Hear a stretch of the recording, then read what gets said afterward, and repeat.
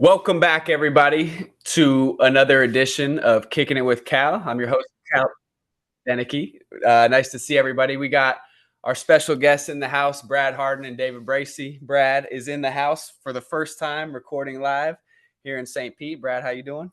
I'm doing good now that you let me in.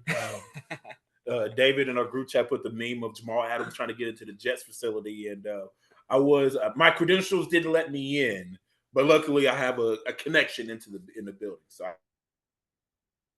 I got good.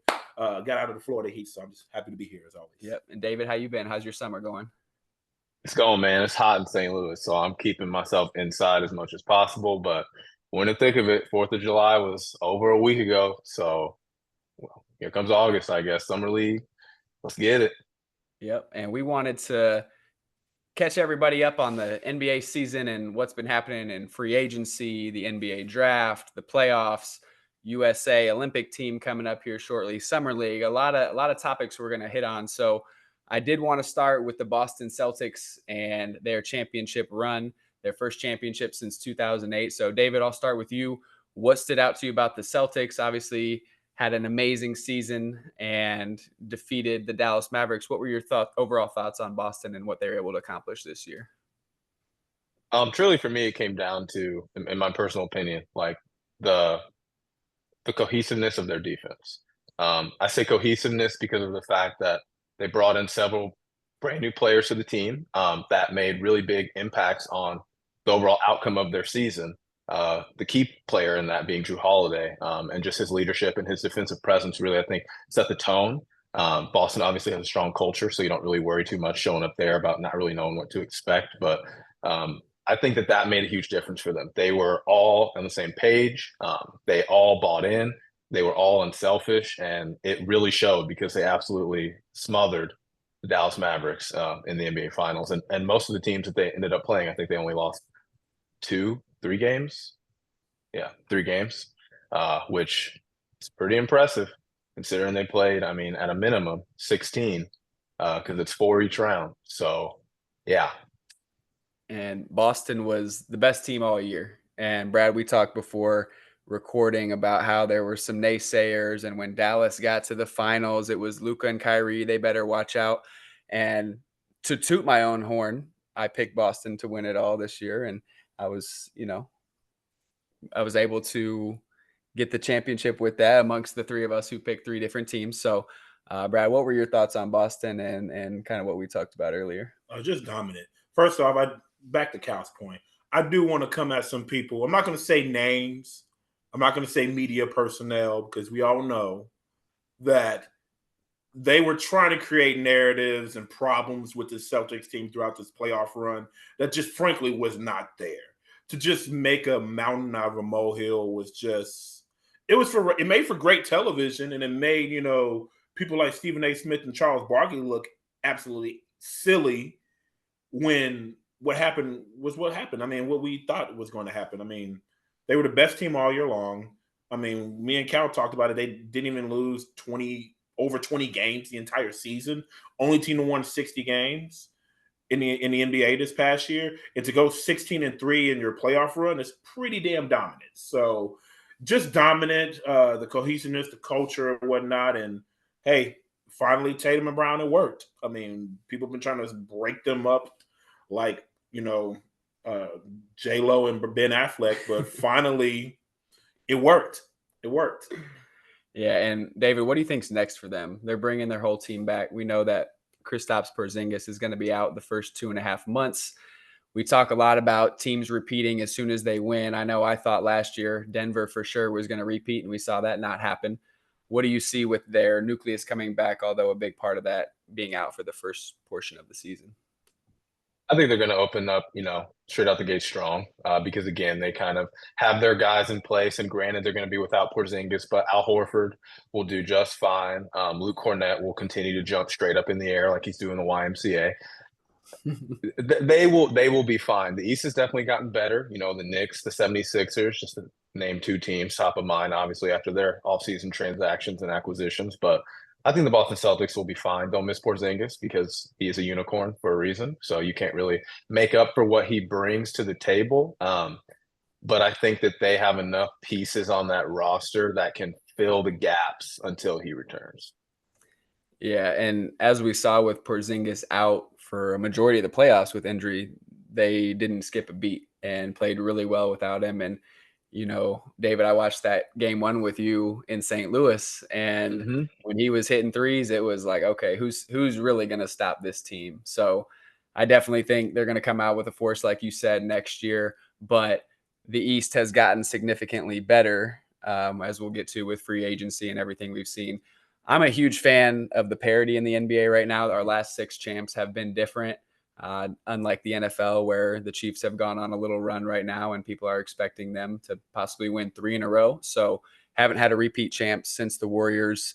And I feel like the way contracts have been structured and the rules probably doesn't allow for some of those types of deals to be done, like when Durant went to Golden State. So super excited for next season, which we'll get to here in a moment as well. So shout out to Boston. Shout out to Danny Ainge for landing Jason Tatum and Jaylen Brown. For those young people out there who don't know how that happened, from the Brooklyn Nets and the Boston Celtics deal back in 2012 that sent Paul Pierce and Kevin Garnett to Brooklyn for those picks that turned into Tatum and Brown, which, it feels like a lifetime ago, but eventually ended in this championship.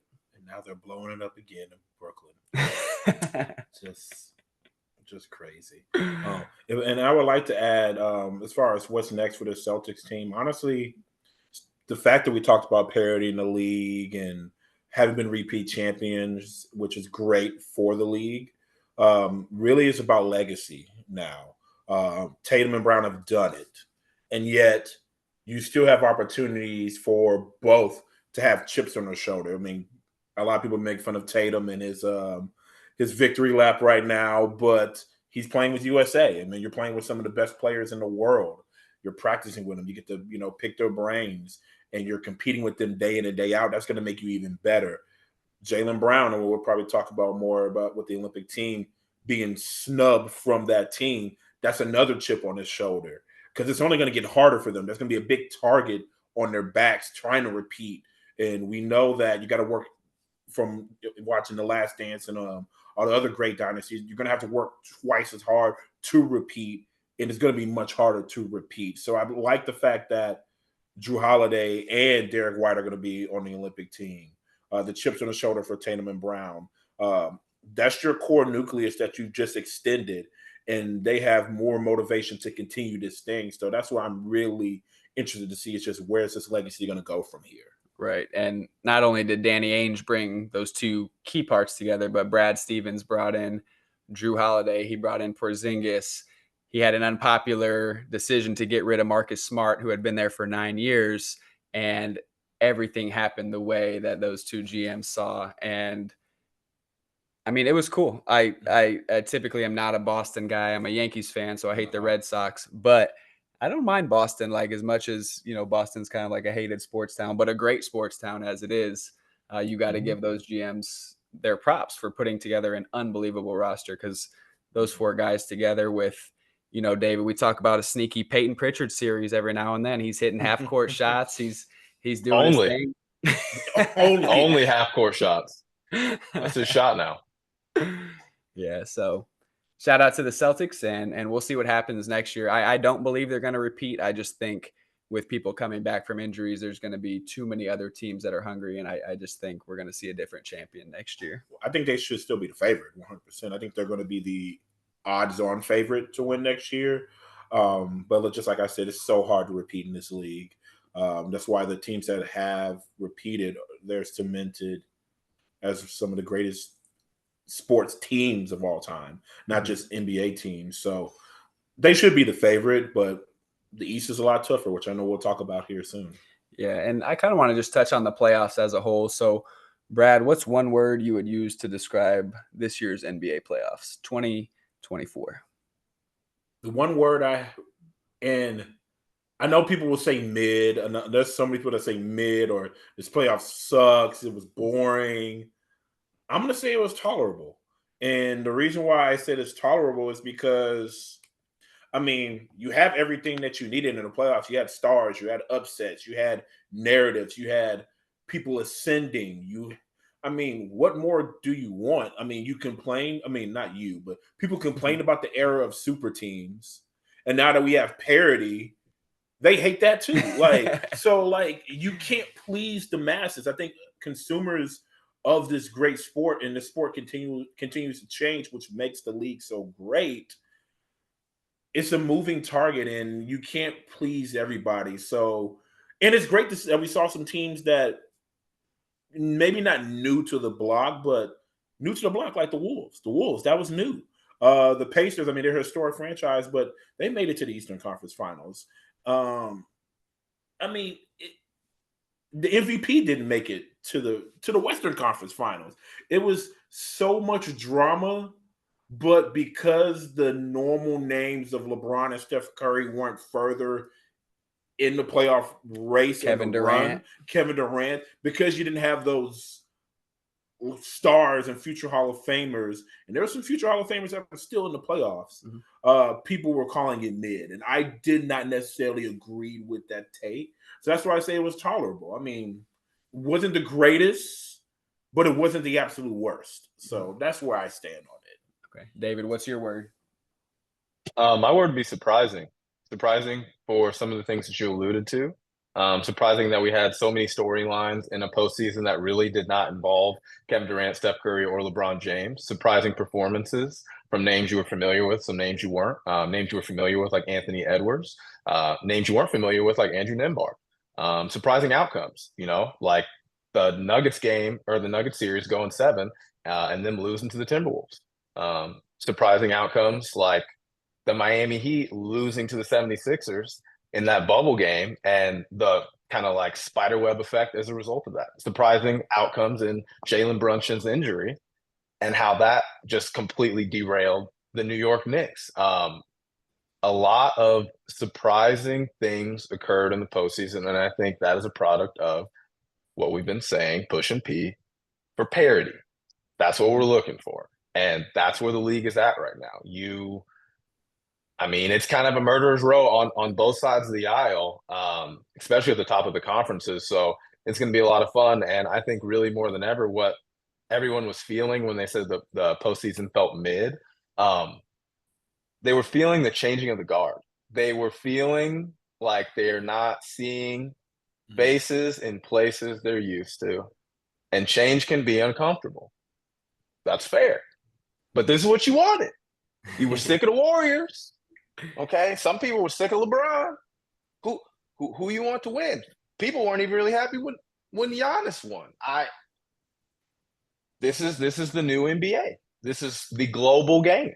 It's going to continue to get more and more surprising. So I would just say, buckle up and enjoy the ride. I mean, I was happy Giannis won, but I mean, after watching clip, I really feel for Chris Paul. I want my ring. I really feel for him. Well, yeah, he'll be all right. He got 10 M's right now in San Antonio, so he'll be okay. And you two brought up great points. The Warriors and Cavs played 4 straight years in the finals, and everyone was complaining about, we already know what's going to happen. Yet, those were the highest ratings we've seen in years.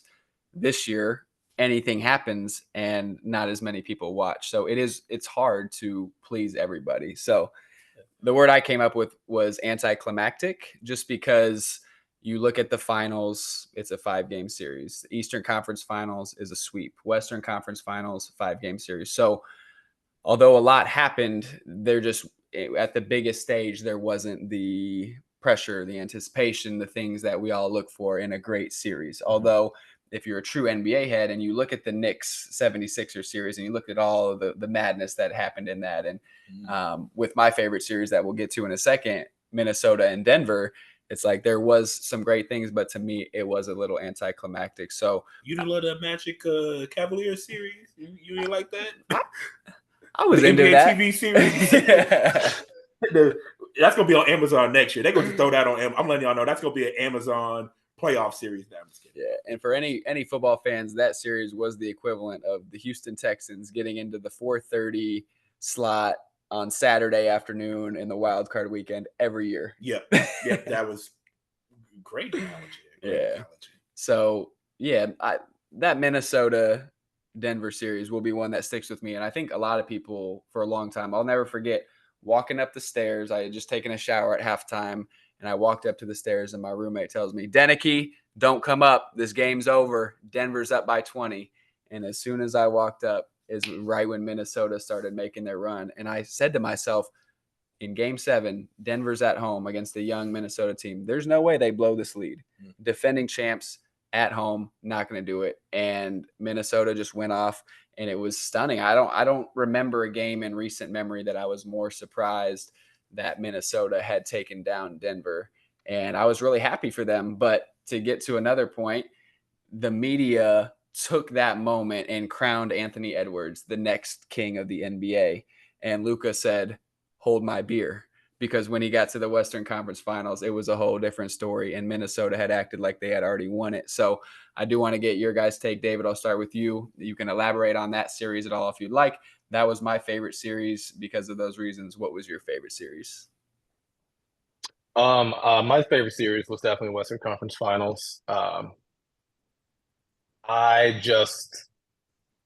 For me, like you said, Cal, everybody was giving Anthony Edwards the crown. And look, I don't work at Krispy Kreme, so ain't gonna be no glazing from me. Like, it's not happening. Okay, don't look for it. It's not gonna happen. Okay, you're gonna have to get in another drive-through line. Don't come around here. Well, I know you go when that red light. But red light listen, the red light is something we're gonna have to talk about on an after hours podcast. Okay. But what I'm saying with Edwards is there's no question this dude's a dog. Undeniably.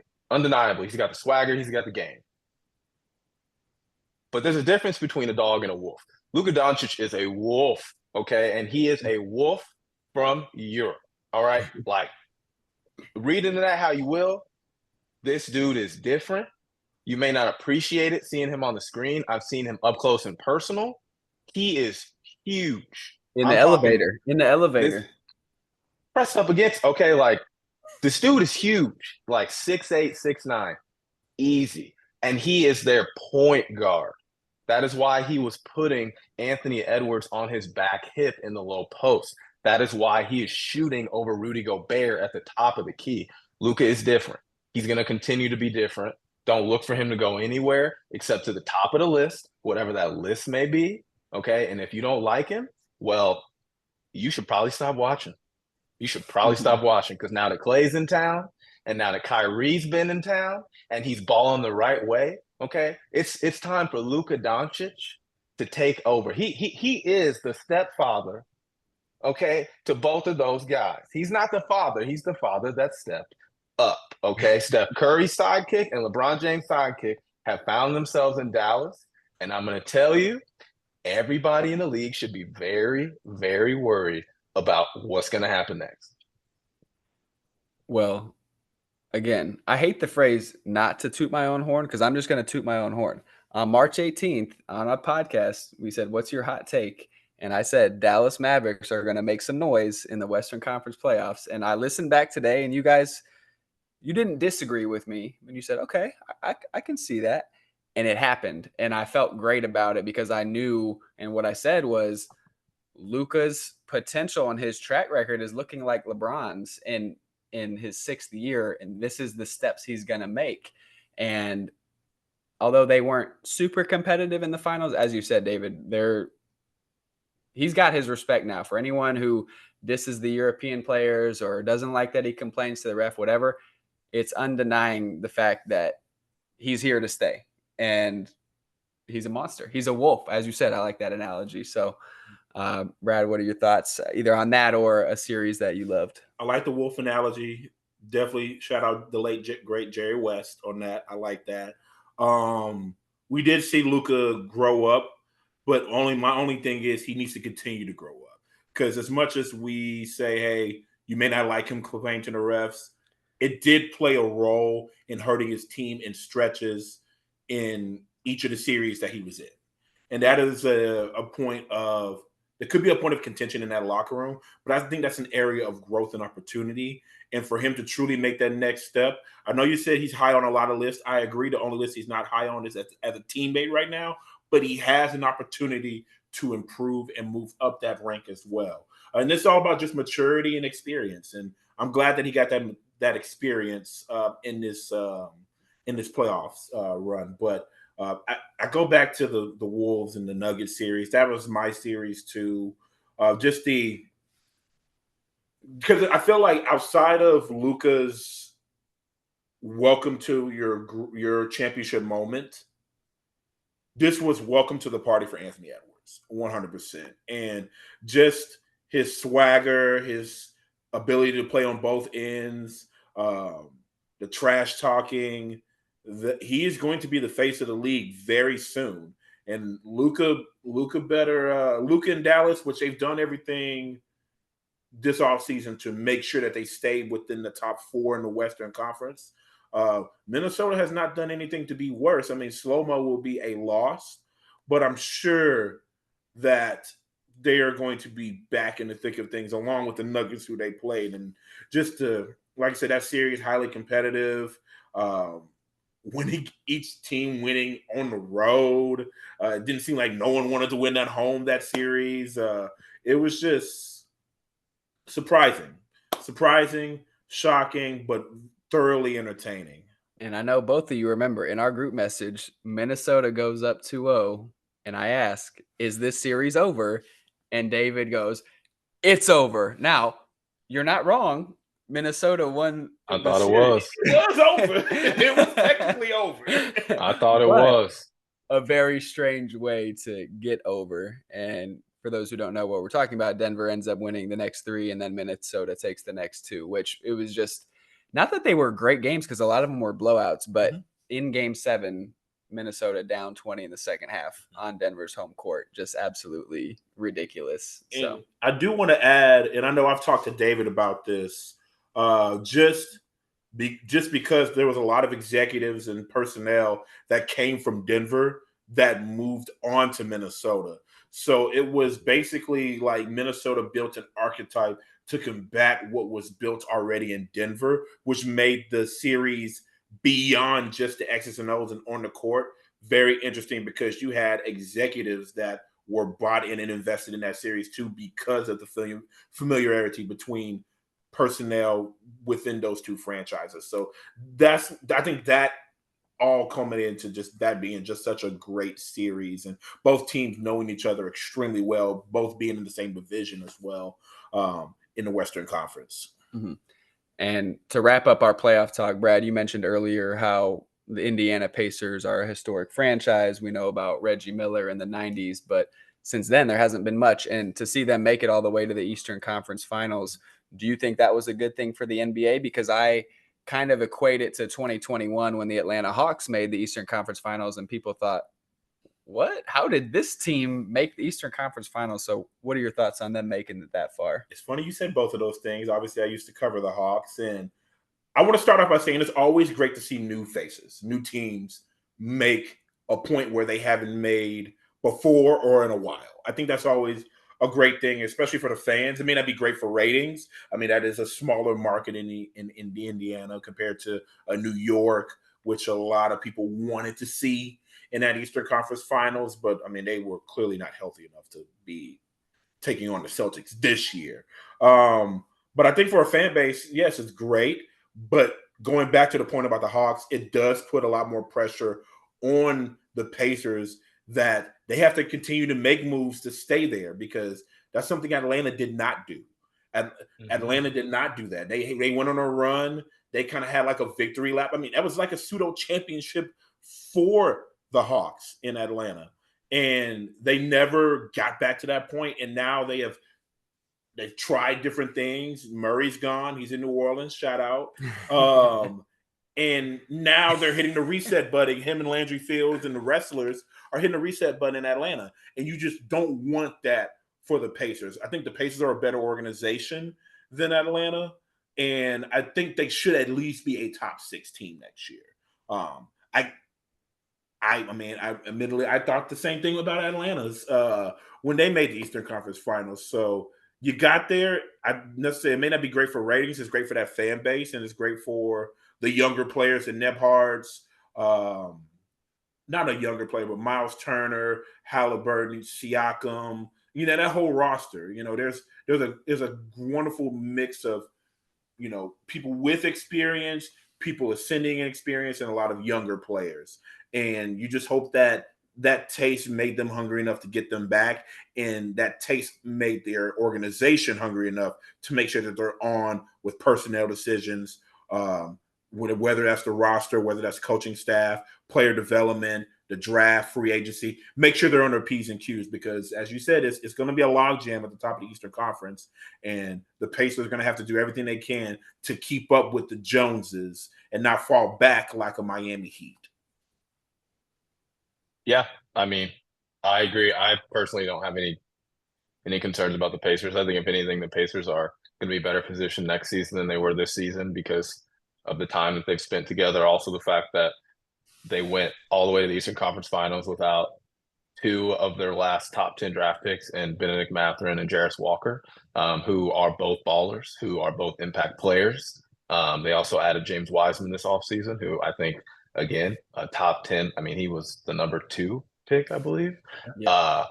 Yeah. So Indiana is loaded with talent across the board. And I think that Rick Carlisle is a great coach. So I'm excited to see what the Pacers look like. Hopefully they keep balling, but don't ball too hard, because I like how affordable Pacers games are. So let's keep that way, shall we? All right.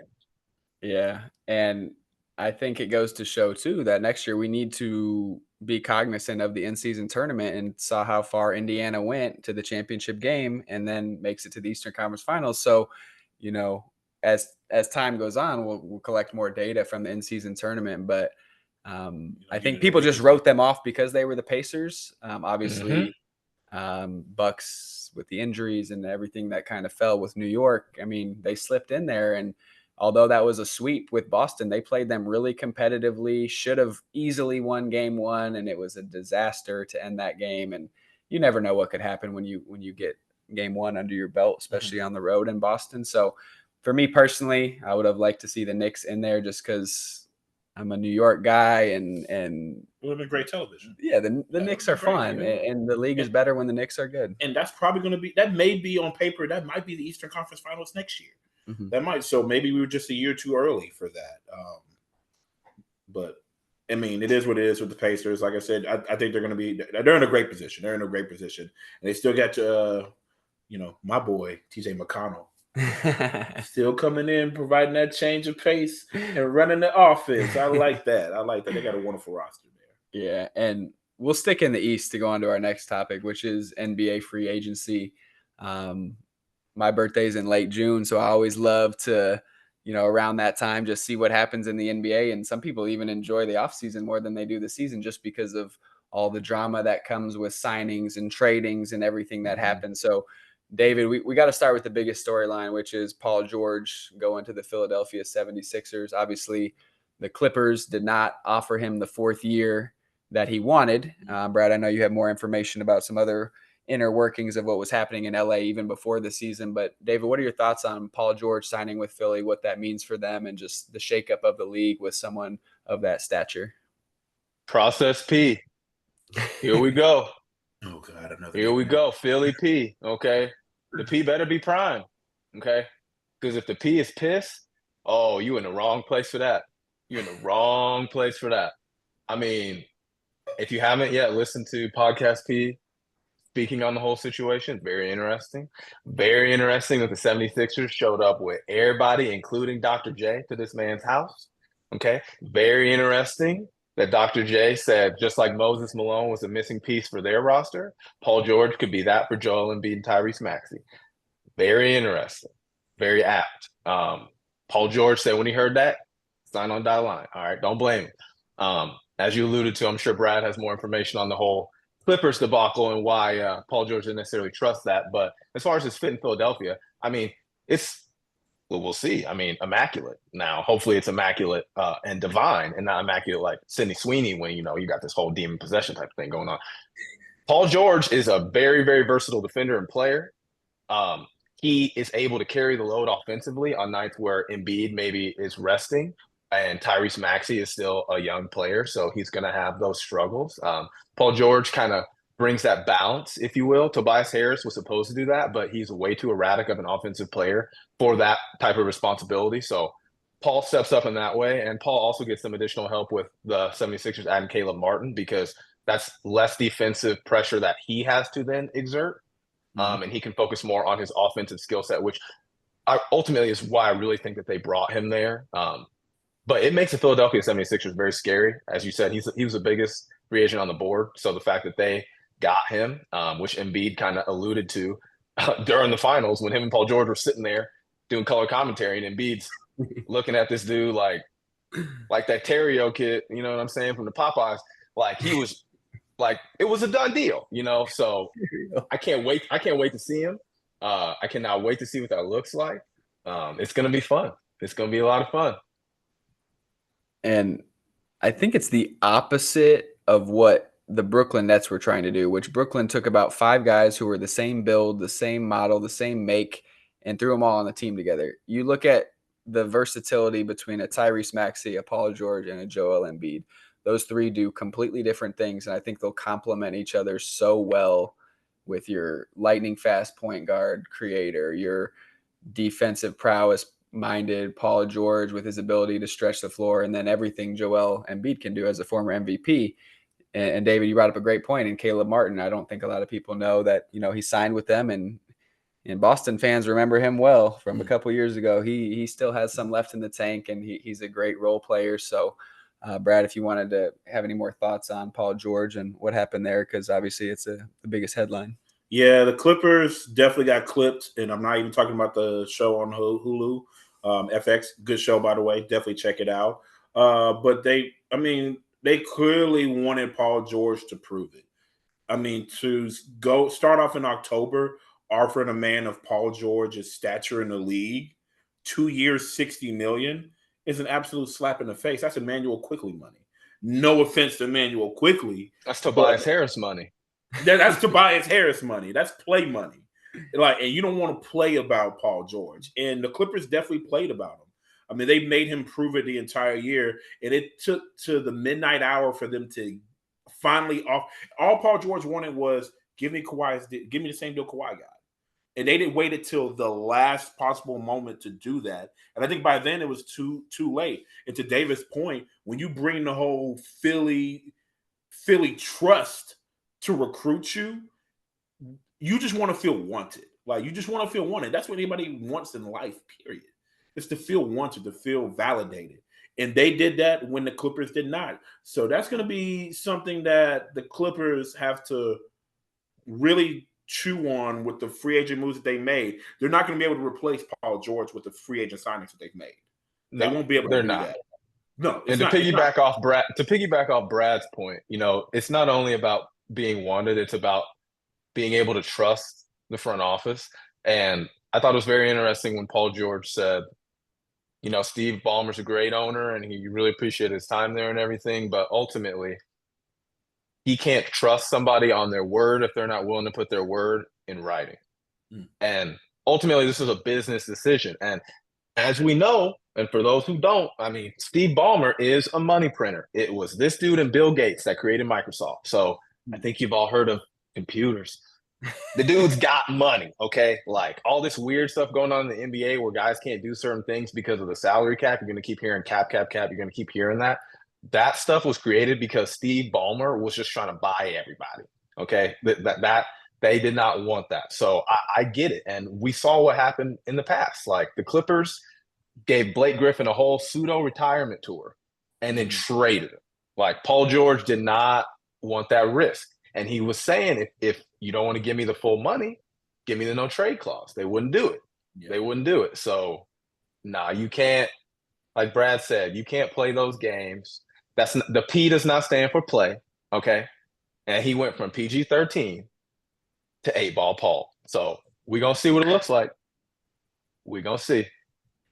Yeah, and David, you mentioned it, but I wonder just psychologically how players feel about going to certain cities. I know that Philly is all in on him, but Philly is known for being the most hostile fan base in all the NBA. And if you don't produce in Philly, you're going to be, blacklisted and just, it's tough. So hopefully PG steps up to the plate and understands. And obviously he knows what he's getting himself into. I mean, he ain't got no choice. You got to step up. Yeah. I mean, Daryl Morey said he wanted to be the best team in the East by the end of this offseason.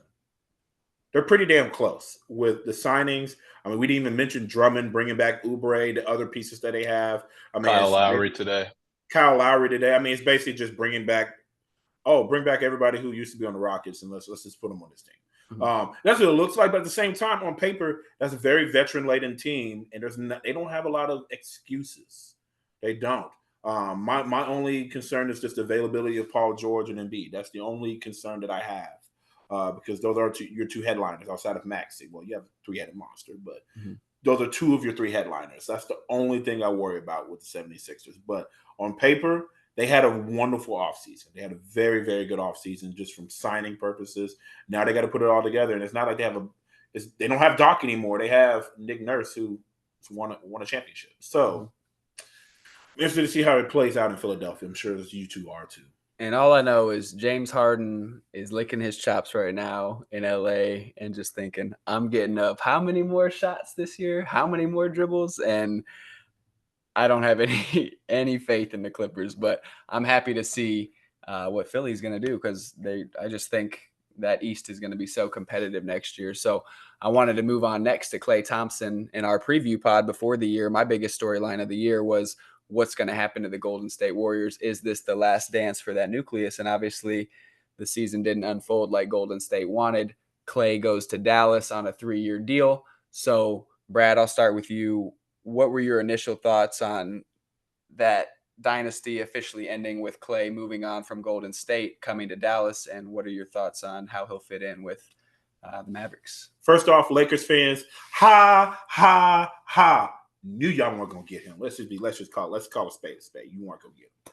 I don't know who would. Just because his dad played for the Lakers does not mean he is going to play for the Lakers. Let's just get that out there. But as far as Dallas is concerned, in the end of that dynasty, it was very unceremonious. Klay should have retired a Warrior, but I understand you got to make a business decision, and it's not the same people in management in Golden State as it was in this time prior. I mean, his earlier years in Golden State. So it's a different regime. So I understand they're looking at it more objectively, and I understand not wanting to pay him when his production is dipping. But at the same time, what he can provide for you as your team, as a champion, as a person who can, even though he doesn't move the same, he can still defend some. He can still shoot, and still one of the better shooters of all time from beyond the three-point line. And another floor spacer when you have Kyrie and Luka. And then, not to mention, I didn't even mention this as a Pelicans fan, them getting Najee Marshall, who can stretch the floor too. The floor spacing in Dallas is going to be crazy. And I think it's a wonderful situation. You don't need Klay to be an all-star. You don't. If Klay is averaging 12 a game next year, that's probably a pretty good team. Because at the end of the day, they just need help. Like, they need help scoring the ball. And it can't all just be on Luka, and it can't all just be on Kyrie. It can't all be on PJ Washington, and you can't count on Derrick Jones Jr. because you hadn't counted on him in his career prior to this run. He had a wonderful season and a wonderful playoff run, but adding those pieces, and particularly Klay, who is going to, I mean, he took a pay cut. He took a pay cut to go there. So it tells you where his mind is at, and I'm excited to see the work that he puts in this offseason, how quickly he assimilates himself into that culture, into that locker room, onto that team. And I just want to see how many threes he's going to get up again. I'm sure he's going to get at least 5 attempts a game, maybe 6, if he plays his cards right and he can stay healthy. Right. And one thing I noticed just watching Dallas play is Luka's such a good creator at getting to the rim, jumping, and then making a pass at the last second that no one would expect. And you're taught as a player growing up, don't leave your feet to make a pass. Well, Luka, the rules don't apply to Luka. No, they don't. So I've seen him doing that so many times, and anytime he leaves his feet, someone's open for just a crazy pass that he makes, and Klay's going to be in those spots where Derrick Jones Jr. and PJ Washington didn't connect from three land in the finals like they did in the previous 3 rounds. So to put him in that place, and to obviously one of the best shooters of all time, he's going to get those open looks. He doesn't need to dribble to get his shots up. So I love the fit. Obviously sad to see him leave a team. It's just like, an iconic player and an iconic jersey. But obviously, like you said, Brad, it's a business decision. So David, what were your thoughts on Klay Thompson? I think that for the second time in a decade, the Warriors have kind of haphazardly handled a very talented player and watched them walk out the door. We'll see if it happens a third and fourth time. They really better hope not. I'm really happy for Clay that he's someplace where he's clearly wanted. As we talked about earlier, that's really important for a lot of these guys, feeling wanted. And you could tell Clay was not happy with his role and fit in Golden State anymore. Luka and Kyrie are going to create a lot of space for that guy. He is a much better shooter than Derrick Jones Jr., than Josh Green, and he damn sure a better shooter than Tim Hardaway Jr. I'm sorry. Oh, my God. Bye-bye, Tim. So, Bye-bye, Tim. yeah. Oh, my God. Get your money. Get your money. Get your money, but get away from me, okay? Like, So, Clay is going to make a huge, huge difference for them. And, yeah, I'm excited because, like I said, I mean, obviously, I'm over here. I'm rocking with Luka, I'm on the Wolf Pack. So it's looking scary in Dallas. It's looking scary in Dallas. I cannot wait for that first game where Dallas plays Golden State. If I had to guess, it will probably be on Christmas. And that's going to be a sweet present for me. That's going to be a sweet, sweet present. The amount of times y'all mention Wolves and they're not referring to Minnesota in this podcast is pretty alarming. It's pretty alarming. I don't know. Yeah, so we should be watching Balto at this point. Like, we should be. One of my favorites. Great movie. Yes. So outside of PG and Clay, there were a ton of other deals made that kind of flew under the radar for anyone who's not into the NBA as much as we are. So, David, I want to start with you. What's an NBA free agency move that you liked and disliked, and why? Anything that stood out to you? A move that I liked was the Thunder going out and get Hardenstein. I love that. Like, I mean, SGA is my favorite player outside of Kevin Durant, of course. Mm-hmm. So the fact that they went and got Caruso and then went and got Hardenstein, oh my God, I could 1-2 step like Sierra. Okay, they are ready to rock. People were saying OKC was, kind of playing the wait and see game a little bit too much, and they didn't like that. Well, it looks like they're starting to push those chips towards the middle of the table, and they still got all the picks in the world. So I loved what OKC did. I think Hardenstein's a great fit, whether they start him or he's a backup for Chet. I really loved how that guy was balling on New York. So get your money, black man. And yes, he is black, bright-skinned, as he refers to himself. So get your money and get your bags packed because you're going to OKC, and hopefully OKC is going to the NBA Finals. Yeah, we can start with our likes, and if you had something else, we can go around with the likes first. And then yeah. No, let's do that. Yeah, because I love that deal as well. Caruso, Josh Giddey was kind of in a weird spot where he was sitting the bench for Oklahoma City, and he's still got a ton of upside. He's 21 years old. The internet decided to give up on him, but I think it's going to be a good change of scenery to see Giddey go to Chicago and see what he can do. But to add Caruso and Hartenstein, I think Oklahoma City should have got a big man before to help them out this year, but I don't mind it because they took their lumps, and Jalen Williams could have had a better series, and they'll be fine. Mm-hmm. So maybe it was a good thing that they waited, picked up Hartenstein now instead of made maybe a move for a Gafford or somebody who could have hurt them asset wise. So just a small move that I liked was KCP, Kentavious Caldwell-Pope, to the Orlando Magic.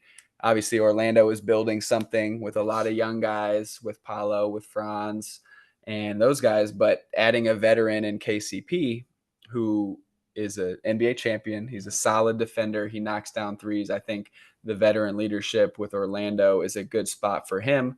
I like to see Orlando make another move, probably win a playoff series next year. And I just think that was an underrated move and something that I think Denver will regret not paying him. Gary Harris got another spades partner down in Orlando, so I would love to be part of that game. I would. A move that I liked, it's not a playoff needle-pushing move, but I feel like it is a passing of the baton type move. It's Chris Paul going to San Antonio. I really like that just because, we don't know how many more years Pop has, but adding a Chris Paul as basically a player coach on the floor, who is going to thrive with Wemby in pick and roll situation. And he can show Stephon Castle and Trey Jones how to truly play the point guard position in this NBA. And he's played in we can say a couple of different eras at least in the NBA in his tenure. So I think that his veteran presence is going to be welcomed in that locker room, especially with a lot of young guys. It's going to be welcome for Pop. I'm sure there's going to be times where Pop is going to just sit on the bench and Chris Paul is going to draw something up. And I really think that just the knowledge that he can pass along to those young guards with Wemby, I think is going to be maybe not a needle moving move for them to be a playoff team next year, but I think that's going to be a great developmental move for that young core. And maybe not next year, but the year after, I would expect the Spurs to kind of challenge to being a playoff team, especially with the ascension that we're expecting from Wemby. So that was a move that I really liked the free agency. 1 year, $11 million. I mean, that's a fair deal. Fair deal. And I think what Chris Paul brings to the locker room is invaluable. I mean, with those young guys, they need to know what it's like from a veteran who's been here for several years. And, I heard a story one time about all NBA people know about a 2-for-1 when you're trying to get a shot up before and get another shot before the shot clock. When Chris Paul's teaching these guys about 3-for-2, and that's something that would never occur to just the average brain. Something he's such a basketball savant. And to your point, I know Pop talked about he has to teach the game more now with a lot of the young players in the league, which is another reason why I like that Chris Paul move. Just situational basketball with someone who's been there, done that, and they respect. I mean, obviously they respect Pop, but just to add another presence there, like for you mentioning that, I'm excited for them. I think Chris Paul going to teach him how to play spades too. So I do want to touch on moves that we disliked because we know that NBA franchises have to sign people and they have to make moves and they have to fill out rosters. So I'll start by saying that my kind of what moment was the Patrick Williams deal with the Bulls, 5 years for $90 million. Brother, And it's a double-edged sword when you're a team and you draft someone 4th overall a few years ago. You're making a commitment to them and you're hoping that they pan out. And you're hoping that their offense gets a little bit better than what they were in college. And I just don't see it with him. The offensive game isn't there, averaging less than 10 points a game. And to get that much, not that it's a ton of money, but a 5-year deal for someone who didn't necessarily prove themselves, showed flashes at times for the Bulls to be a good two-way player, but in my opinion, just not a 5-year deal guy.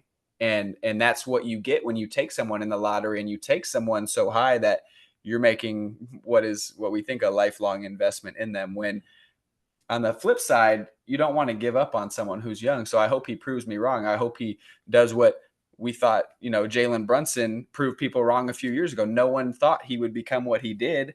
Not saying Patrick Williams is going to be the next Jalen Brunson. I don't think that at all. But I hope to see him prove me wrong. I just think 5 years for someone who I don't see the offensive ceiling being that high really working out for Chicago, because they are definitely in a rebuild mode after what's happened this offseason. Yeah, and they can't even do the rebuild, right? Which is great, just crazy. But, I agree with you, Cal. I'm out on Patrick Williams. He was drafted in 2020. It is about to be the 2024-2025 season. How much longer are we going to wait to see what he is? Maybe he just isn't good. I don't know. I don't work for the Bulls. Like, if they're hiring, they should call me, okay? My move that I didn't like, I was kind of like, Jonas Valanciunas, 3 years, $30 million to the Washington Wizards. Why? Just why? Like, get your money, Jonas. Shout out. But what? He's going to average double-double. So if you do fancy basketball and you're listening to this, he's going to be sitting there for you in the 6th, 7th round probably. Yeah, 8th round, sleeper. Okay, grab him. Okay, he's going to be sitting there. Like, he's going to average a double-double. But, oh, my God. Like, I don't know anyone who wants to be in Washington except Biden. So I don't get it. So. Is it his skill set you don't like, or the fact that Washington's one of the worst teams in the league? Why would you sign a veteran if you're trying to tank? Yeah, both. It's both. I mean, they drafted Sarr, so I'm like, what are you doing putting Valanciunas next to him to just clog up the paint where, in theory, Sarr would be trying to operate. You also have Kuzma, the small forward who, Kuzma has a jumper, but it's not like he's some deep threat. And then, on the perimeter, what are we looking at? Like currently we're looking at Tyus Jones and Jordan Poole, but Tyus Jones might be out of there. We don't know. Like, what does your perimeter shooting look like? It doesn't look good. So I think spacing is going to be horrible for the Washington Wizards. Yeah, he can, correct. But like that's with an effective pick and roll partner. And I just don't know who that is on the Washington. No disrespect to them. Like, I just don't know who that is on Washington Wizards. Like, if it's Jordan Poole, I mean, JV only going to be doing that for about 3 weeks. And then he's going to be like, this ain't pick and roll, okay? This is come up here because I'm going to shoot it. Like, he's not going to keep doing that. Like, he's not going to do that. So, I don't know. What about you, Brad? The move that had me scratching my head, not because of the player. I just want to preference, this is not because of the player. It's the timeline and the landscape in the Western Conference. And that's the Kings getting DeMar DeRozan. Offensively, it allows you a lot more flexibility, but defensively, that doesn't move the needle, especially when we just talked about in this podcast OKC. We talked about Minnesota. We talked about the T-Wolves. I'm sure there's many of other teams that are going to be clamoring there. I think New Orleans is going to be good again this year. New Orleans. You can put every team ahead of them, Brad, because the Kings were one of the worst defensive teams in the league last year. You're right. Yeah. You're on the money. Yeah, and like I said, spacing may be off. Some people really say DeMar DeRozan as a ball stopper. I think we've shown that he can pass the ball. So I think I don't worry about them offensively. It's just defensively, you're going to have to get stops. You can't just run and gun and outscore everybody. Because if you go against a team that has the guns that can roll with you and you can't get no stops, I mean, hell, it may be 141, 138, but you're going to lose that game because you can't get stops when it matters. And that's the only thing that concerns me. I mean, who you putting the ball? Whose hand you putting the ball in crunch time? Is it going to be Fox? Yeah. You got options. I mean, you have a lot of options. And I definitely trust, Fox and DeMar, but Malik Monk gonna want to eat. I mean, he should pack a lunch. Yeah, Malik Monk should pack a lunch. Murray's gonna want to eat. Like I said, a lunch. I'm glad that they have Mike Brown, and I'm glad that offensively they have created this monster in Sacramento. But with the timeline, he's not a long-term player. He doesn't fit the timeline of the players that they currently have on the roster. I just see it as a head-scratching move. And if you're the Bulls, what did you really get out of it? What a pick swap? Is that the best thing you got out of it? Mm-hmm. Like you said, the Bulls can't even do the rebuild right. So, I mean, I get it. I see it. I just don't think it's going to be as fruitful as maybe delusional Kings fans may talk themselves into as far as this move. Yeah. The Kings turned into the team they traded with, in my personal opinion. Like, this reminds me of the Bulls when the Bulls went out and got Lonzo, they got DeMar, they got Vucevic, and they're rolling everybody out with Levine. Like, it's very similar. Malik Monk, De'Aaron Fox, Sabonis, and DeMar DeRozan. It's a very similar situation. And the Bulls didn't work out. I mean, obviously health, but defensively, they couldn't stop anybody. They were a revolving door all season, and then they fell apart. So, but outside of their defense, what do you think happened from 2 years ago being a magical season, getting the 3 seed, to just kind of falling along the wayside? Like, what else besides defense do you think led to Sacramento just kind of like, what happened? Well, I know the drop in production of Kevin Huerter and his unavailability hurt them. So that's one. It didn't help that Malik Monk got hurt towards the end of the season last year. That didn't help them either. I think people started figuring them out. I think really what it was lightning in a bottle, and also the fact that people were like, it's the Kings. Like, they were still approaching it like that. Like, similar to how people were approaching Phoenix as Devin Booker really started to define himself as the clear-cut superstar on that team. People were kind of like, yeah, but it's the Suns, like, how good are they? Like, in my personal opinion, that's what happened with the Kings. Like, they kind of caught a lot of people sleeping because of their high-powered offense, and people didn't figure out, like, well, all you got to do is turn that off or slow that down because they have no ability to impact what you're doing on the other side of it, like the other side of the ball. They have no defensive stoppers. And Sabonis, the strongest defensive player in theory, can't even stay on the court. I mean, he always in foul trouble. Yeah. The only other name I wanted to bring up, because we did chat about this a little bit before, Emmanuel Quickly, Toronto, 5 years, 175 million. That's a huge deal. Cal, have you been to Toronto? No.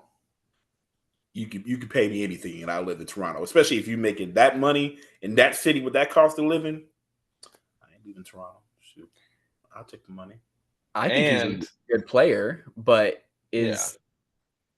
are you about this deal or you're not? Because yes, I'm about the deal. 1,000%. Going to be about the deal. He's right. He went to Kentucky, and his name's not Julius Randle, so rocking with him. Two, who's the last free agency like signing Toronto had? Like, who's the last big one they got? I'll wait. I mean, that's what I'm saying. Like, and don't say Kawhi because that was a trade, just like Quickly was a trade. Like, they are not in a position to be risking talent becoming available and outpricing itself from their roster. Like, they want to lock him up because Quickly's a young guy. That deal looks crazy, but realistically, 2 seasons from now, when all that Amazon money comes flooding in, contracts are going. Again, if you don't like what people are getting paid right now, stop watching the NBA because it's gonna get crazy. Okay, like, so that's the Quickly thing. That he's too good for them to risk losing. He's young. He fits a timeline with Scotty Barnes. They just locked up Scotty Barnes. It makes sense to have a 1-2 kind of punch because, I mean, other than that, who are we talking about? Like Gary Trent Jr.? No. Like Jakob Poeltl? Stop. Gary Trent's like, available.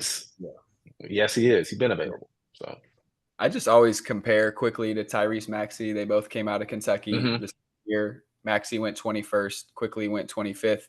But when Quickly played for the Knicks, no one was talking about him. He was a good bench player, and now clock. And now Scotty Barnes is my guy, and people can say what they want about how much money he made, but I think he's gonna live out that contract and do well. I'm a little hesitant on the Quickly contract. So you'll see. I'll get you a jersey. Don't worry. Okay. What do you guys miss about the days of the super teams? Because as we mentioned earlier, you don't see it as much anymore. Kind of that big three model is going away. I know a few teams still have their big three, but Brad, I'll start with you. Either touch on the days of super teams and if you think that it's going away, and just kind of that big three model that we looked at with Garnett, Pierce, and Allen, followed by LeBron, D-Wade, and Bosh.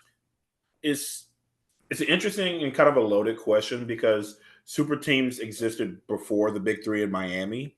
As far as that era, if you just really were a fan of big market teams, you love the big three era. You did, like, because you had the money and the rules were not limiting you on bringing those stars in.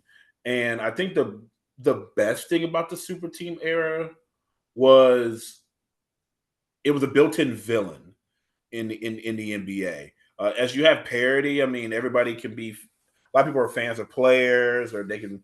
Now it feels like teams have more of a chance to make it, especially since we've seen 6 different champions the last 6 years. I will say for the super team era, it was great for ratings. I mean, whether you love them or not, people watch the Miami Heat, and they either love them or hate them. The Heatles. Yeah, the Heatles. I mean, the Warriors, like, you either love them or you hate them. It created an antagonist that the NBA could put on national television almost all the time, and they're going to get ratings, and everyone's going to give them their best shot. So I miss that for the sake of the league, just because it was entertaining. I think it's entertaining now just because of the parity, and I think we're definitely going away from that because contractually with the rules, you can't pay 3 players max. You can't do that. I like how we're focusing on the whole roster. I mean, Boston's a little different, but I mean, you had Tatum and you have Brown, but you had Derek White, you had Drew Holiday on a friendly contract before you extend him. Like, you had other players. I mean, we saw role players on Dallas. You saw the PJ Washingtons, the Derek Jones Juniors, the role players in OKC. Role players are finding their niche, and they're more highly valued now because of the super team era ending. And I think that's what I like. And I will save some more of my comments for a conversation that we're yet to have. But that's my take on that. I guess if I had to say I miss one thing from the super team era, it would be just getting to watch like some of your favorite players team up. That still happens, just not as much as Brad said, a lot in part due to the recent changes in NBA salary rules and regulations and a bunch of stuff that I'm not going to bore you with. But I would say that's kind of why I think everybody is so locked in for this year's Olympics. Because in a way, like, we're kind of starved for seeing all of our favorite players kind of share the court together, because even the All-Star game at this point has just kind of turned into a sideshow and it doesn't have the draw it used to. So Master. yeah, it's bad. So I would say that's the thing. That's the thing I miss the most. Is just seeing you guys share the court together and just make something crazy happen. Okay. We're gonna pivot to the NBA draft. I know the NBA draft is something that I love. I don't necessarily love the product on TV. I just love the NFL draft, the NBA draft, and just hearing these guys' stories. Although I will say that the NBA draft has changed so much throughout the years. When I looked at the first round, I probably hadn't seen at least half of them play because they're coming from so many different leagues, whether it's Europe, whether it's the G League, whether it's the Overtime Elite in Atlanta, college, NBL in Australia. It's becoming a lot less traditional, whereas 10, 15 years ago, your top 10 picks were mostly American college basketball players with your Darko Milicic's, your Andrea Bargnanis, and your guys who creep into Good that name top drops. 10. Yeah. So those things happen, and I guess I'm a little, I don't want to say skeptical, but I'm not as into as big of a college basketball fan as I am. I just see a lot of these names that I can look up YouTube highlights, but I'm not as familiar. Obviously, a storyline that we have to touch on is Bronny James and what happened with him getting selected 55th overall to the Lakers. And I think you'll hear, whether it's old people or people who aren't fans of the NBA, it's going to be a huge storyline this year, regardless of what his talent, what his skill is, and what's going to happen with the Lakers. So, David, what are your thoughts on Bronny getting drafted to the Lakers, and just how do you feel about it? I mean, how I feel about it, I'm happy for LeBron. I'm happy for LeBron James' family. I mean, a year ago, this dude had a cardiac incident. Now he's in the NBA. All the credit in the world to him. I mean, they had more money than they could ever need. He really did not have to pursue the whole college basketball player, NBA basketball player route. He could have done anything he wanted to. I'm sure LeBron and Savannah would have been fine with that. So I give him a lot of credit for assuming not only that responsibility, but that pressure, because that's a lot. I mean, I cannot even imagine. In terms of him ending up on the Lakers roster, what are my feelings? Let me scoot up a little bit. First of all, why are we acting like we're surprised? Okay, like this is LeBron James Jr. Where else was he gonna play? Okay, it was either with the Lakers or with LeBron. Okay, in Looney Tune land, like those were the two options. All right, like stop. Okay, like clap. Everybody happy. I saw a little draft room footage. Oh my God, I can't believe this happened. Stop. Okay, we're not surprised. I'm happy that it happened. We're not surprised. Do I think that there are better players the Lakers could have drafted? Sure. But with a 55th pick, like that, take your guy.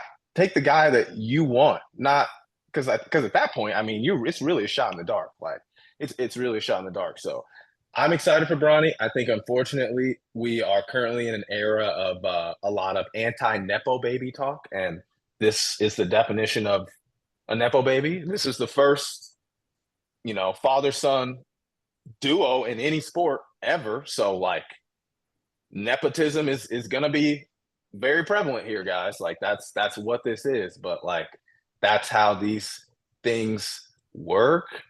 I don't know what to say. So I just say give him the grace that he deserves as a rookie, and more specifically as a rookie that was the 55th pick, because he's not his dad. Like, he's not his dad. He's not trying to be. So I would say just look at it through that lens. Anybody who hates on this, especially when we're in a country that was built on father-son businesses and people building something for their offsprings and bringing them along. I mean, yes, LeBron doesn't own the Lakers, but at the same time, this has been happening since the beginning of time. Like, fathers would love the opportunity to work side by side with their sons. I mean, that's just life.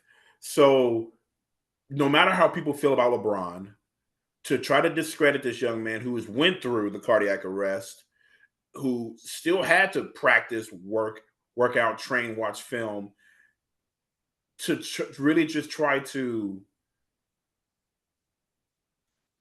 bring him a peg down when he's clearly not showing that he is someone who is self-absorbed. I mean, hell, he looks up to Derek White. Like, Mm-hmm. I think his ceiling is Drew Holiday. Those are role players in the NBA. He understands he's not his dad. He's not coming in talking like smack like he's Anthony Edwards. So for anybody who is rooting for Bronny to fail because of whatever preconceived notion you have, that is on you. That is on you. But for me, covering this sport or covering sports in general and being a former student athlete, I am never going to want to see a young person whose dream is to play in a league and succeed. I don't want to see them fail. I'm not rooting for them to fail. And if that's what you want to do, you know what? I bet you're fun at parties. I bet you're a You're a lot of Clipper fun. fan. If you want to do that, you're probably a Clipper fan. That's what we have to say. Yeah, no. So, I mean, second round pick. Like, how many second round picks actually turn out? It's a low risk pick, whether you think he's a good NBA prospect or not. Yeah. And if he's gonna be playing for the South Bay Lakers, right? That's what they said. South Bay Lakers, what he's probably gonna be playing with. You know how many butts are gonna be in the seats for G League games? That's extra revenue. That's a business decision because Bronny James is playing. I love the pick at 56. Now, if it was the first round pick, I would be looking at it a little more sideways. Second round pick undrafted, there's no risk because the percentage and chances of an undrafted or second round pick being an NBA superstar are not that great. So why not take a stab in the dark? Right. I don't know how many 55th picks throughout history have done much. And you can look at a few second round picks throughout history. Jokic, 3-time MVP. That's the test example. Yeah. And he was picked, I believe, 41st overall. And there was a Taco Bell commercial going on while he got picked, which is pretty infamous. But Crunchwrap Supreme. Draymond was a second round pick as well, although he had a much more decorated college career than Bronny did, averaging less than 5 points a game. Again, LeBron is your franchise. You're taking him shot in the dark. It will be cool to see them step on the floor together.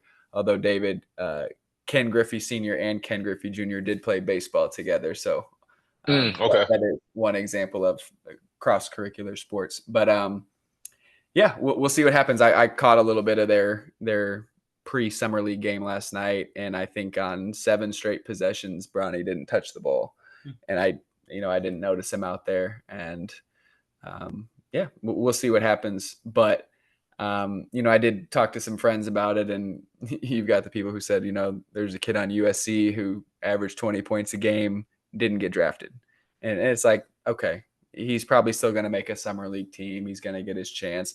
I look at it in terms of a kid like Terrence Shannon, who playing at University of Illinois last year took the nation by storm come March, played so well, was really on people's radars. He got picked 27th overall to Minnesota. I could see him out of the league in 3 years. And it's just the fact that the NBA is so hard to remain in for periods of time, like you never know what could happen to these guys. And someone who was as good as Terrence Shannon was, he could be out of the league. Bronny could be out of the league. You just don't know. So I mean, there's vets still wishing they had dying for a chance to even just put on a jersey. I mean, we talked John Wall. There's vets in the G League. There's vets in the G League. I mean, Keon Ellis was there was a clip of Sacramento Kings players walking down the tunnel after a game, after a summer league game, and they're asking them what's their last Google search. And Keon Ellis is like, I was Googling how old is Kevin Knox because I can't believe he's in the G League. And yeah, like you could be a top 10 pick. You could be a first rounder. You could be a number 1 overall pick and end up in the scrap bin. I mean, look at James Wiseman. He just got a new deal with Indiana, but like he was the draft class of 2020. He was the same class as Patrick Williams. He ain't getting Patrick Williams money. Patrick Williams shouldn't be getting Patrick Williams money. But like, that's what it is. And if you haven't, there's a great episode of Old Man and the Three, which RIP to that. Shout out JJ for his new job. There's a great episode where they sit down with Alex Caruso and they're talking to him. And this is like during the bubble. They're talking to him about his early days in the G League with the Oklahoma City Blue, which is like their G League team. And he talks about how one day the head coach, Dagnall, he came to, or no, I'm sorry, not Dagnall, Presti, the GM, came to one of the games. And afterwards, he's in the locker room and he was like, if any of you guys have any questions for me, like ask me, whatever.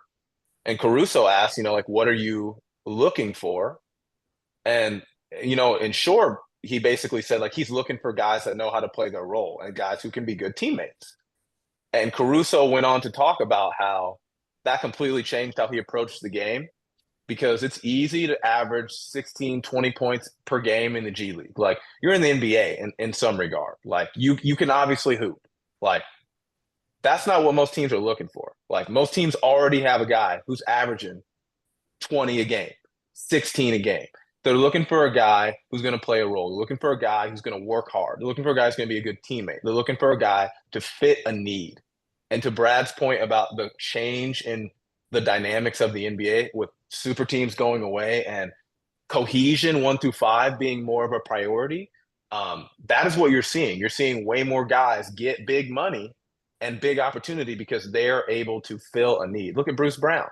Bruce Brown got all that money from Indiana because of how he played in Denver. He's in Toronto now, but he's still a very valuable player. And there are teams that constantly call about him because he knows how to fit a role. And I think for Bronny, Cal, to your point, Bronny is coming in with the right mindset. His mindset is to fill the needs of the team I'm on, not to be LeBron James Jr., because he's going to be that regardless. So I think he has the right approach. We'll see. And it's so interesting to hear LeBron say years ago that his biggest regret in life is naming his son LeBron James Jr. because of the baggage that it brought to. It's kind of crazy that he admitted to that.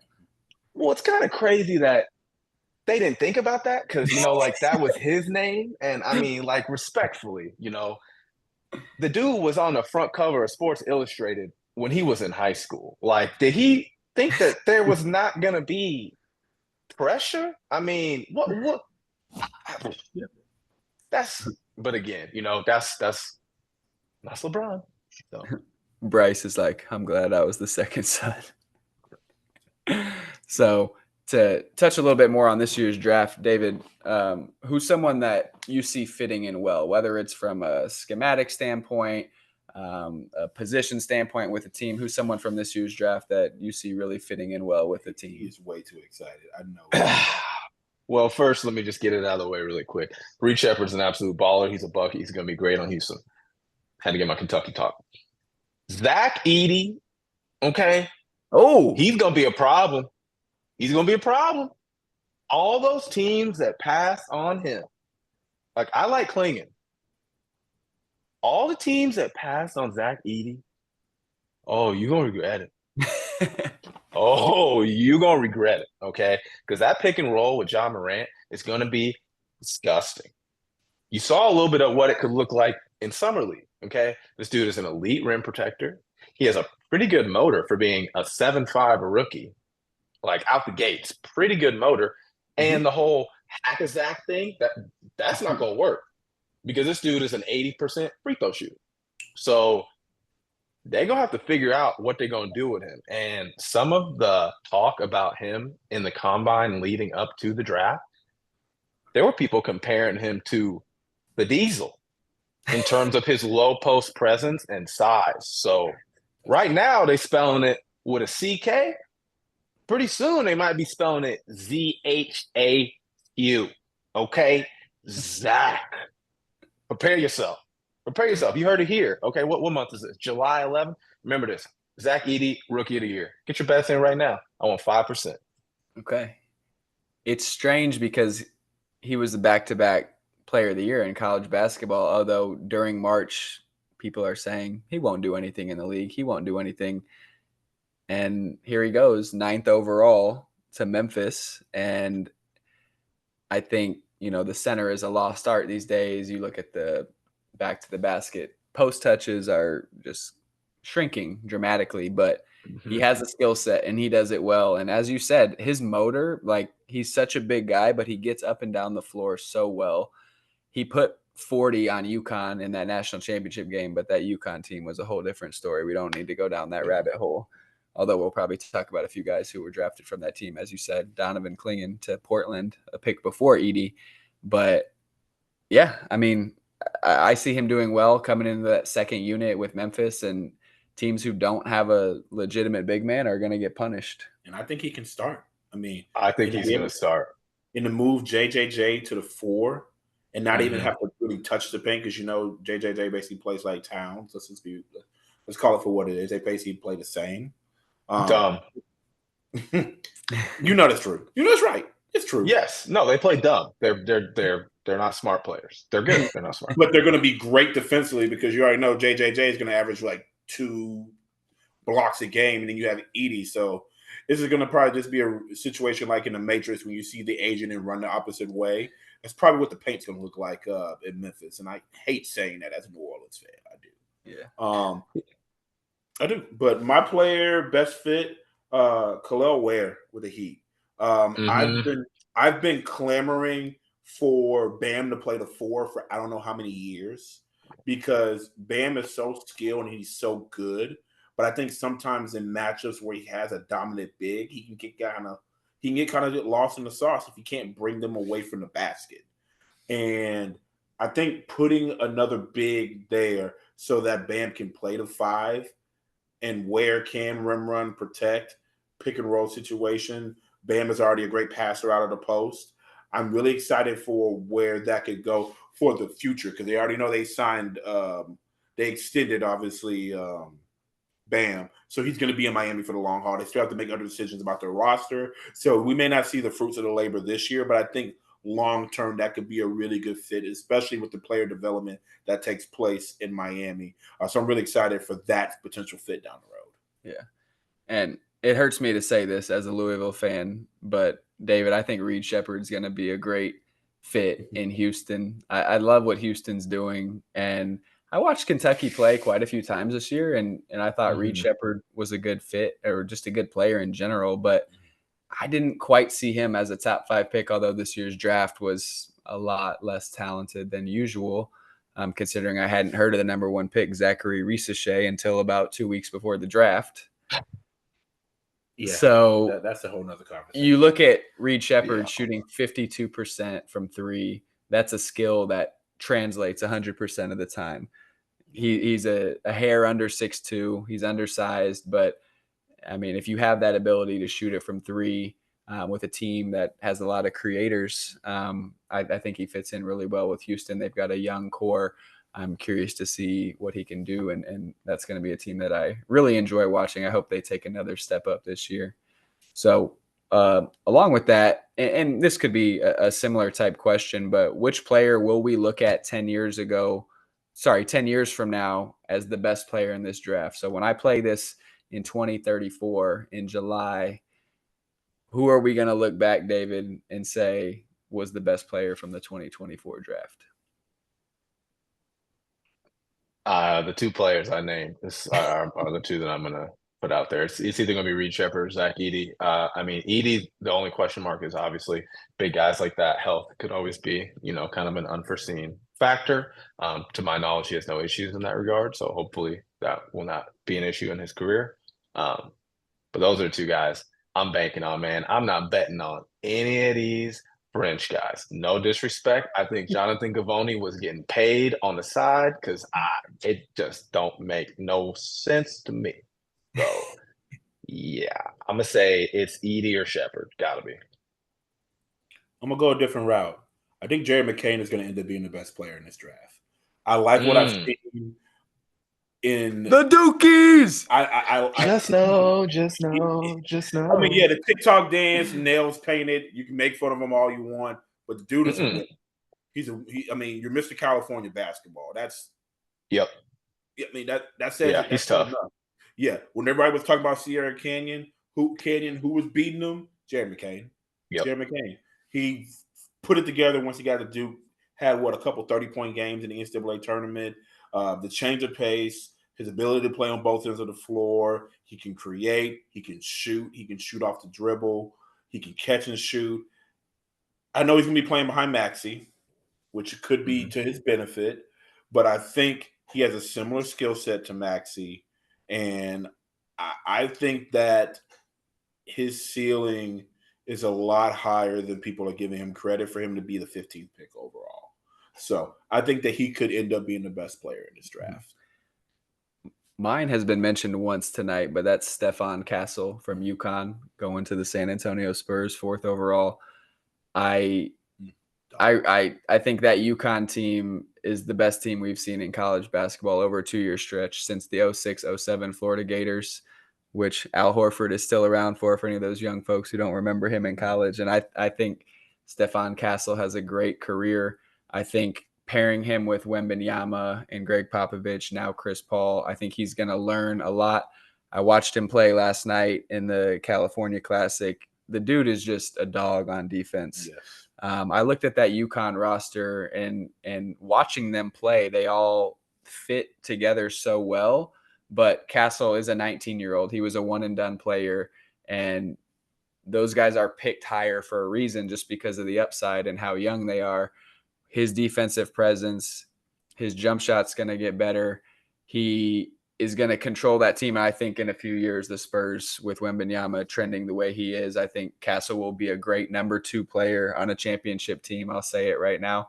And I just love what they did there with taking Castle number 4 overall. That was going to be my pick too, but I figured somebody else was going to pick it, so I strayed away. No, but I really like Castle. He's in a great situation down in San Antonio. Okay, Brad, who's a sleeper from this draft that many people don't know about, aren't talking about, that you think will have a little career? I don't even know how to say his first name, so I apologize. But it may be some homerism, but Missy, the center that the Pelicans got, just his athleticism, he's an elite athlete. He's young, hasn't played the game long, so there's still a lot of growth and opportunity for him to just learn the game itself. But just them losing JV, I mean, New Orleans just brought in Daniel Tice, which is going to be a good veteran big that they need, that they don't have to feed necessarily. To have somebody athletic as Missy who can rim run, rim protect, he's a lead in the pick and roll. And one thing about him is that I hope that the Pelicans learn from their mistakes with Jackson Hayes and player development. If they can truly develop this guy, he fits with the timeline of Zion and others on this team, Jordan Hawkins and all the other young players that they have in New Orleans, Trey Murphy, Herb Jones. They have a chance to be really, really good fairly soon. Maybe this year. Maybe not this coming year, but I think the next year.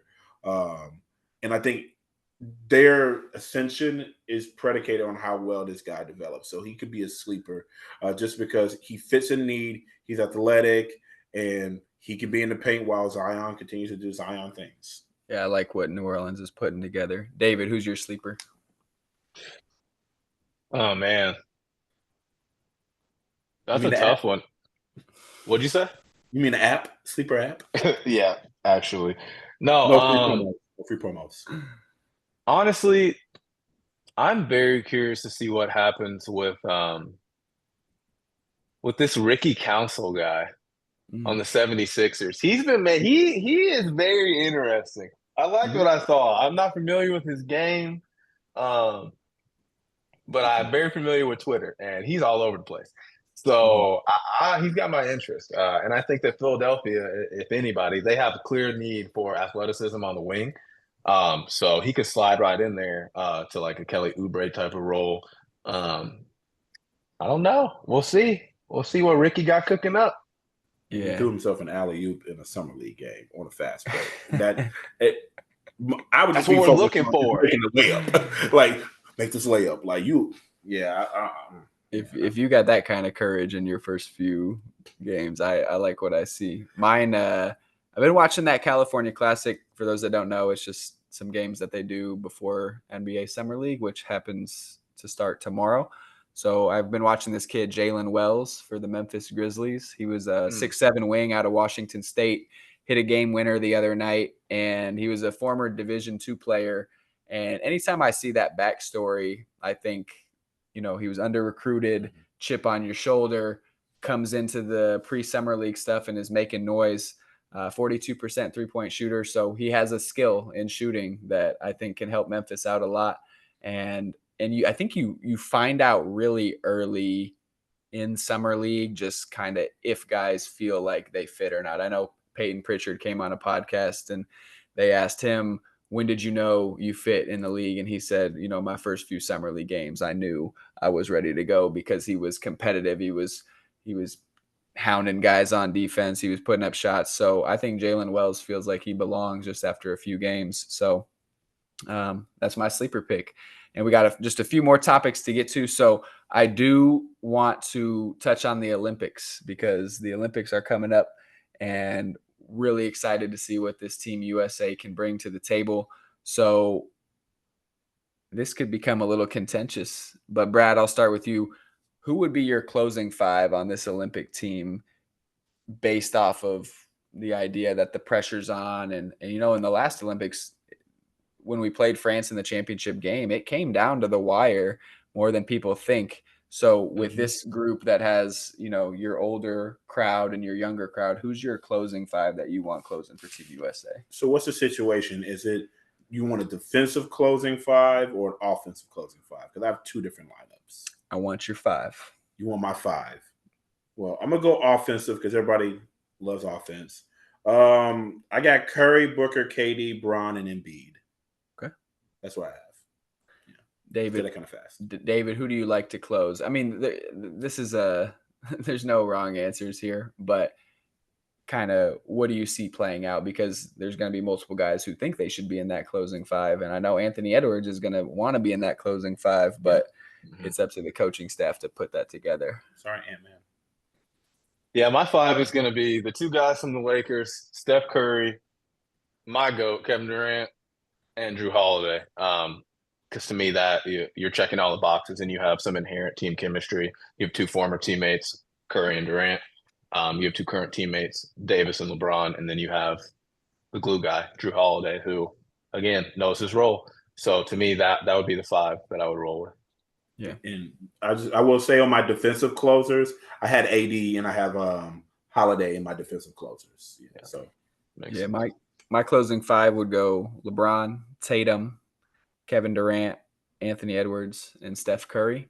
I just think there's no wrong answer to that question.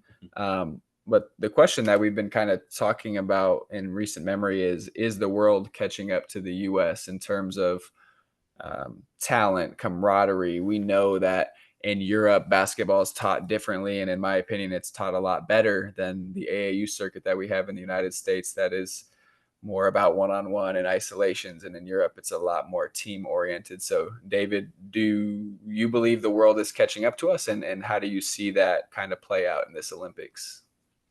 Oh, yeah. My personal opinion, the world is staring us right in the eyes. And that's why we showed up with the Avengers for the Olympics this year. I mean, putting it mildly, the best player in the world is in our pool for the Olympics, and he's not on our team.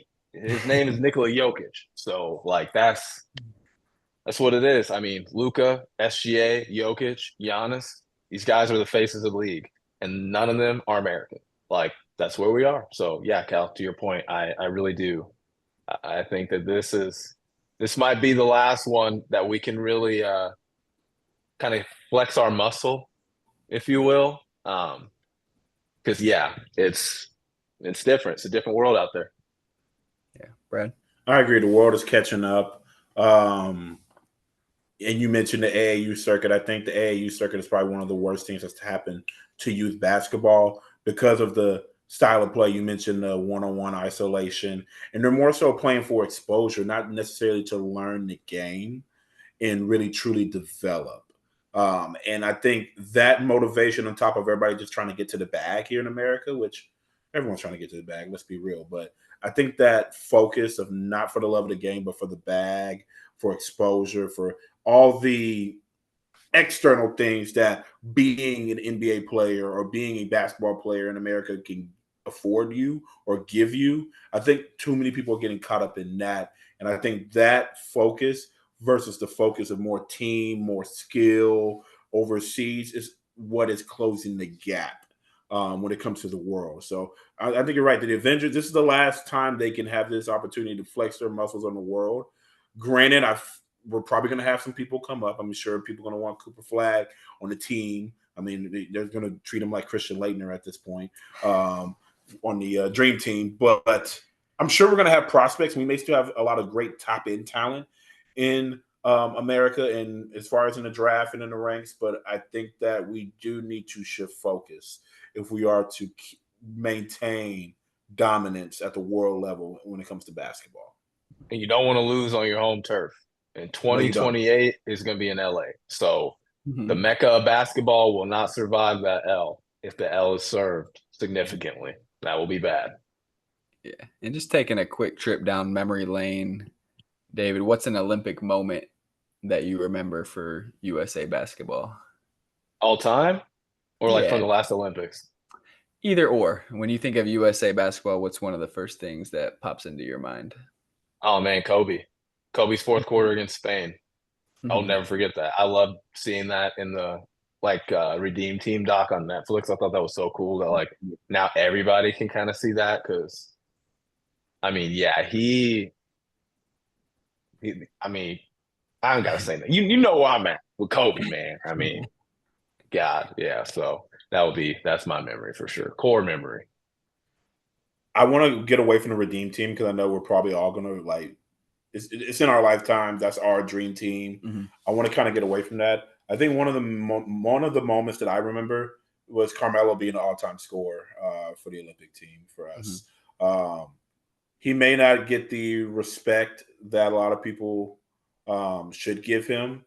He did choose a different route in his career, but to be on that many Olympic teams and think about all the great players that we've had in our country, and to say you're the all-time leading scorer, and He's Carmelo, not anymore, but no, not anymore, but I remember that moment. Yeah, that yeah. moment. Yeah, that moment was pretty cool because I'm just like, man, he should have a ring. He should have more. He should have more in his NBA career. But I'm glad that he had that title for a little bit with his Olympic career for the U.S. Yeah, and David, I'm glad you brought up that documentary on the Redeem Team. If anyone hasn't seen it, go watch it because I remember being 10 years old and kind of wondering why the U.S. didn't win the gold medal and ended up getting bronze with that Iverson team. I think Larry Brown was helping Larry Brown. coach, Yeah, and Carlos Boozer, those guys. yeah, so for them coming back in '08 at a very formative time in our lives was awesome, and then to see all the behind the scenes stuff in that documentary was super cool. So. Mm-hmm. Uh, Always like to end on one thing on your mind. Doesn't have to be sports related at all, but we've had an extra long episode today, and we got into some crazy stuff the last time talking about it. So, David, well, what's one thing on your mind? What you've been up to? What's new? Well, the government's lying about aliens. I'm just playing. We'll do that a different day. Look, I'm gonna keep it short, sweet, and simple. Please vote. However you're gonna do it, just do it. Make sure you register where you live. Make sure you show up to your polls and vote. Like, just vote. I'm not gonna go any deeper than that. Your beliefs are your own. but vote. Be a part of the conversation or be quiet. Because if you're not going to vote, I don't want to hear it. Either way, I don't want to hear it. If you're not going to vote, be quiet. So get out there, vote. It's simple. It's free. Do it. All right. Appreciate it. Brad, what about you? You got something? I kind of want to piggyback on what you said. I'm about going to aliens? What did you hear? Nothing about aliens. No. To piggyback on what you said about voting, no matter what your beliefs are, if you're passionate about something and could be affected by this election that's coming up, do your research. Not just the research that you normally do on your timeline, whether it's Instagram, Facebook. Truly seek out all the knowledge you can on both sides so you can have an opinion for yourself, not opinion that is force-fed to you by the media. We are technically media right now, but obviously I want you to be We're good media. We're good. We're new media. I want you to be more of a free thinker, that your opinions are truly your own opinions because of the research that you have done on the matter, and not because of what your grandpappy told you or whatever news station that you watch or whatever podcast you listen to. Do your homework and then make your voice heard. That's all I'm gonna say. Mm-hmm. Very nice. So I wanted to talk a little bit about this jersey I'm wearing, which is the Kenya national jersey. Talk about it. And I got all my drip on today. I got some Talk crazy about feet. it. So I was able to spend 10 days in Kenya this past June. And I went with some friends from college. We did a service trip where we painted an elementary school. We worked with a group of women who all have HIV and are going through a tough time in their life, and got to spread positive energy with them, share cultural connections. And then I also got to do a safari while I was there. Was basically on the set of The Lion King and was the coolest thing ever. So got to go to Africa for the first time, experience the culture, a few things that people might not know. Our summertime in the U.S. is actually the winter time in Kenya. So when I was there, it was about 65, 70 degrees. It felt like a Florida winter, which to me felt very comfortable. But to the Kenyans, they were bundled up in jackets and scarves and hats, and they were very, very cold. So that was something that I wasn't expecting. I just thought because the equator literally runs through the middle of Kenya, that it was going to be hot year round, but I was mistaken. Everyone in Kenya could speak and listen and understand English. Swahili is the main language spoken there, but English is taught at a very early age. So there was no language barriers that we had to deal with. The one word I would use to describe Kenya is hustle. I mean, it's very poverty ridden. So everyone's hustling to, whether they're selling you corn on the cob, these bracelets, a Hakuna Matata magnet, something to trap the American tourist. There's just hustle going on everywhere, and people are out in the streets every day hustling to try to get by. And one quick little story, I had bought a mat from someone in the LPK. It's called Living Positive Kenya. That's the women that we worked with. She sold me a mat for $10. I gave her 20 American dollars, and she asked me to translate or exchange that on my phone to see what that would turn out to be in Kenyan shillings. It turned out to be $2,500. And when I turned my phone to show her what it turned out to be, her eyes lit up, and it was the biggest smile I'd ever seen. And it just put a perspective in my head. To me, $20 is really nothing, but to this woman, that could be her paycheck for the next 2 or 3 months. And so to know that I was making a difference in this person's life was really fulfilling. And it's something that I'm really excited to share with my students. And, I got to talk to middle school age kids, and, they talked to me about how the only hairstyle they could wear is the straight back cornrows, and that's it. They talked about how they got hit and beat in schools every day with either rulers or pipes or sticks, and just the differences. I can't wait to share it with my students and give them perspective on just how life is different on another continent. And I was just really lucky to be able to go over and do that and bring back a few pieces of Kenyan culture. I just had a blast doing it. So it was great. I'm glad you shared that experience. I was going to say a joke, but you know what? No jokes. No jokes. Don't. That was it was beautiful. No, I'm not going to say it. No, I'm not going to say it. No, that was beautiful. So appreciate you guys for coming on to another extended episode. So we'll be back before the NBA season starts around September, October, and give the people what they want. But David, we got to get that alien podcast going sometime. I know the people are dying to hear it. Hey, I got plenty to inform them on. Okay, so whenever you're ready, talk that talk. I'm ready to walk that walk. But as always, it's a pleasure to hop on the pod with you and Brad and talk hoops, talk whatever. And yeah, man, I'm so glad you shared some of those photos from your Kenya trip on your Instagram. So folks, if you haven't checked that out, definitely take a look at his IG or wherever you got him at Facebook. I'm sure there's photos on there because yeah, it was cool. You were definitely in it, Cal. So I'm glad you had a positive experience and you're able to bring some of that back to your class. Because I think that's gonna have a serious impact on them. I mean, for you to be able to tangibly speak about what you saw and experienced. So you just keep paying it forward, man. So I'm not surprised. Until next time.